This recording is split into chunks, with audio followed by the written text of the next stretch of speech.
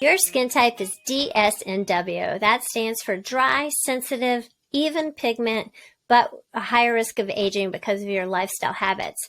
Now, you have the same skin type as me, so I know what you're going through. It's difficult. A lot of the anti-aging products will break you out, give you a rash, irritate your skin, or sting.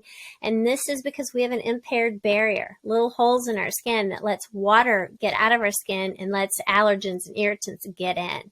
So the goal is going to be to repair your barrier and soothe your inflamed skin with anti-inflammatory ingredients so that you can tolerate the important anti-aging ingredients in your regimen. If you scroll down to the bottom, you will see a suggested regimen that I put together for you, but you're going to be able to go through each step in the routine and choose from a list of cleansers from many brands and price points that are right for you. So no matter what brand you like or what price point you want to spend, you're going to be confident to know that the products are right for your skin type and that they layer properly in the regimen so that all the products make each other work better. And hopefully you'll have the great results that I have with my skin type. It only took me about 2 weeks for my skin to feel better, and I bet it's going to be the same for you.